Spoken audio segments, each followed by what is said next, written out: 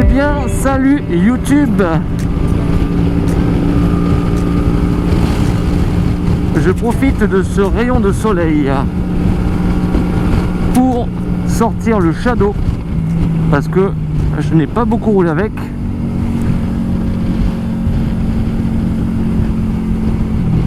Et c'est vraiment l'occasion de le sortir avec ce temps à peu près ensoleillé.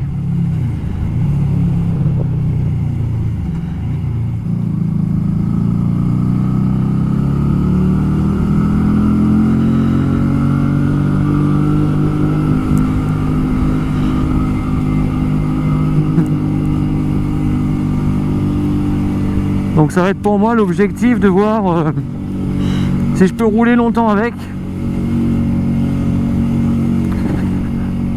Voir exactement sa vitesse par rapport à la vitesse GPS.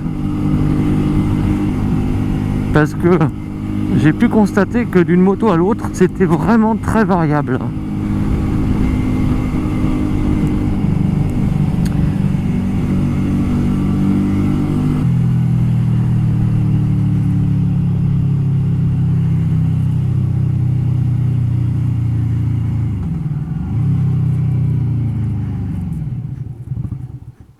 Je m'en doutais.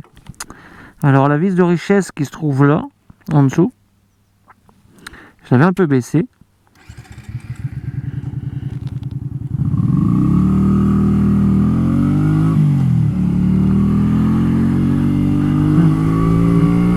Eh oui, hein. La vis de richesse, ça c'est quelque chose que j'avais encore jamais connu.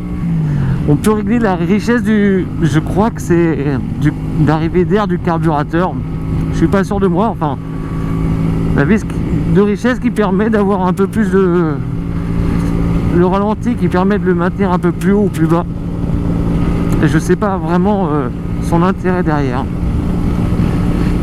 En tout cas, on se rend bien compte qu'on est à bord d'une machine d'une autre génération. Et ça, c'est bon, ça.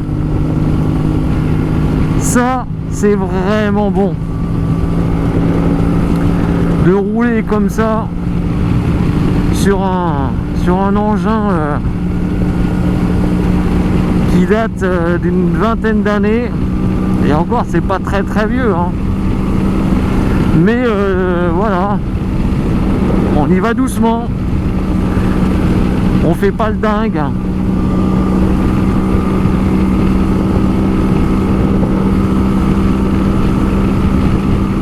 Franchement, pour une vieille moto aussi grosse, lourde que celle-ci, je trouve que le bloc moteur, il fait le job, hein. Vraiment, c'est assez surprenant quand même, hein. Une moto qui a 20 000 bornes, qui a 20 ans, 20 000 km, à peu près, hein, en arrondissant.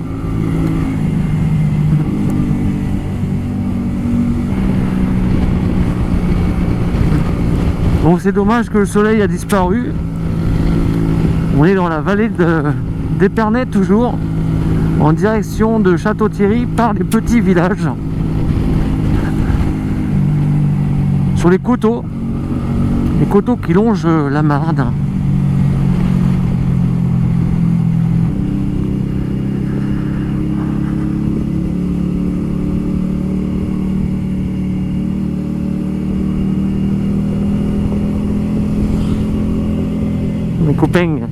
Un copain.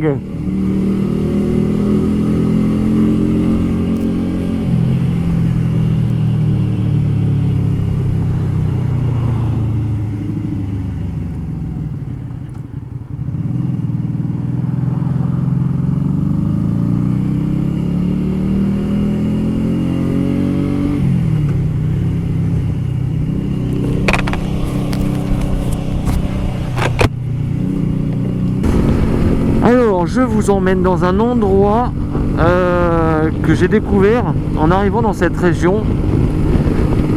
C'est dommage qu'il fasse pas plus beau que ça quand même. Bon, vous voyez, on a des vignes ici, hein, les vignes comme on les connaît en Champagne. hein, depuis le temps que je fais des vidéos en Champagne, on voit les vignes. Et là, je vais vous emmener dans un endroit où les vignes elles ne sont pas du tout comme ça. C'est ce qu'on appelle les vignes en terrasse. Et c'est assez exceptionnel dans la Marne ou dans l'Aisne, parce que là on va peut-être dans le département de l'Aisne. Enfin, en tout cas en Champagne, c'est quelque chose que je ne connais pas ailleurs en Champagne, où il y a ces vignes en terrasse. Donc là on voit les champs de vignes standard entre guillemets, hein, comme on le connaît habituellement.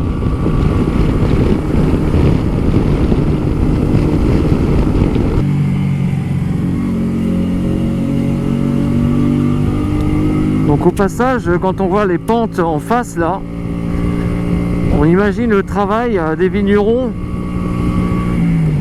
pour entretenir la vigne. Pour ceux qui ne connaissent pas, la vigne, elle se taille de novembre à avril à peu près. Ensuite on la lie sur des fils de fer. On la lie, on vient lier les tiges des sarments de vigne pour les attacher aux fils de fer. Et après c'est ce qu'on appelle le palissage, on les remet à l'intérieur des fils de fer pour pas que ça prenne trop de place. Donc quand on fait tout ça à la main, donc quand vous voyez les pentes qu'il y a, vous vous dites que pour travailler en tant que vigneron en Champagne, comme là en face là par exemple, eh bien il faut avoir une bonne condition physique, parce que là quand on voit la pente qu'il y a, waouh.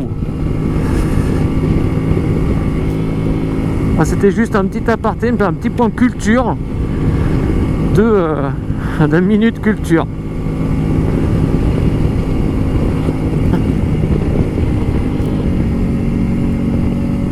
En tout cas, ceux qui n'ont pas encore passé le cap, faites votre formation, passez votre permis A1, faites de la moto, là, tous les voituristes, tous ceux qui n'ont pas encore faites de la moto. C'est juste hyper plaisant. En face de nous, on a les vignes en terrasse. Voilà. Alors, on est peut-être un peu loin pour voir ça. On va aller voir ça d'un peu plus près. Jolgone.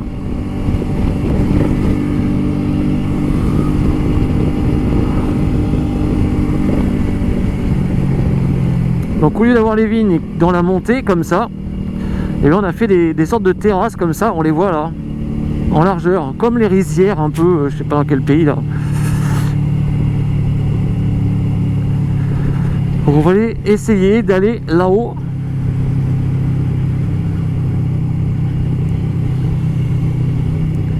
Parce que c'est quand même quelque chose d'assez particulier, quelque chose qu'on voit pas partout.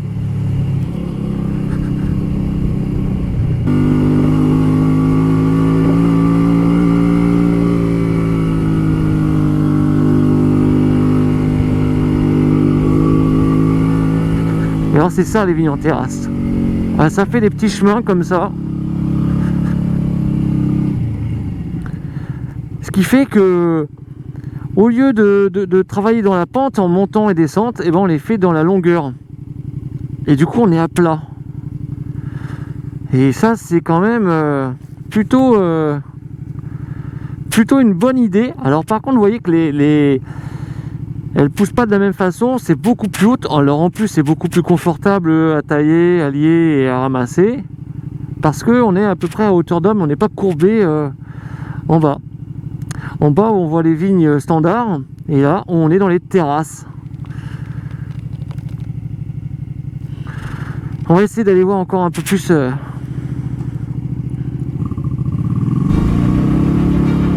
haut, parce qu'il y a une très belle vue d'en haut.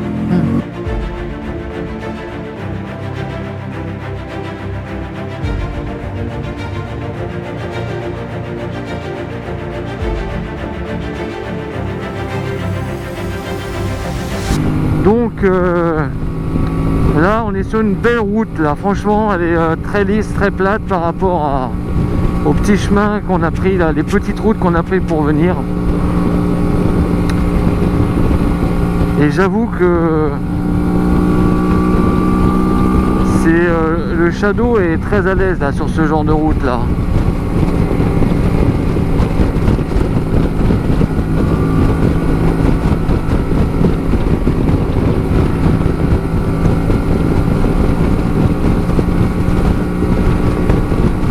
Il est à l'aise sur la petite route, mais c'est agréable aussi sur la nationale là, hein.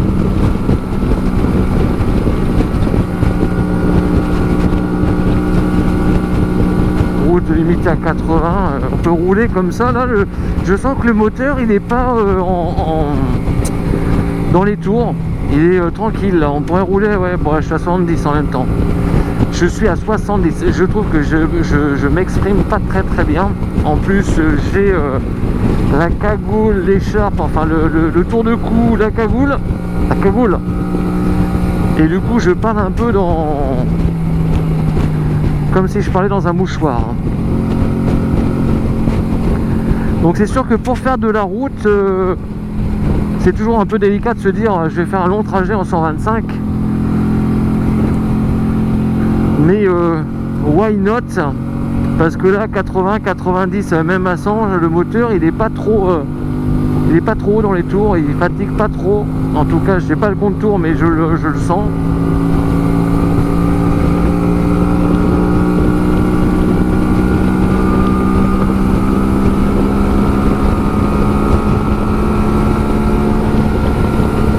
Donc là je suis à 90 et on est à 78, 79.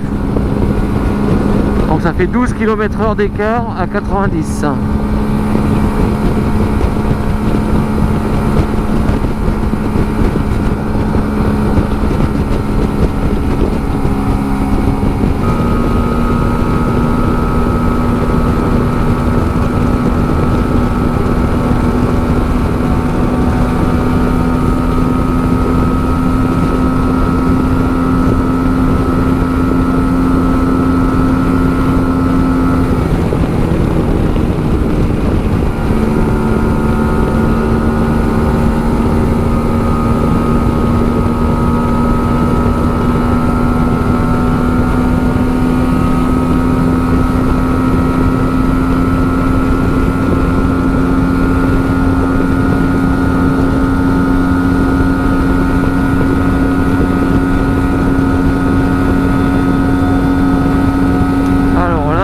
dit 120, 122, je suis à 102, 107 GPS, 125, 108, 125, ça fait 108 GPS. Alors 125, 108, qu'est-ce que ça veut dire? Faut que je calcule. 108, 118, 119, 120, 121, 125, 6, 7, ça fait 17 km/h d'écart. Il y a 17 à fond là, 125 à peu près km/h compteur du Shadow, 108 le maximum GPS.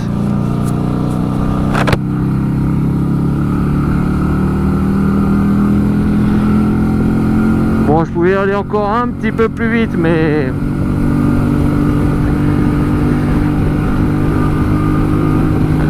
ça me sert à rien d'aller plus vite. Déjà là, 108 GPS, pour une moto de 21 ans, je pense que c'est plutôt pas mal. Quand on regarde le Beta qui est tout neuf, qui fait le 113 GPS,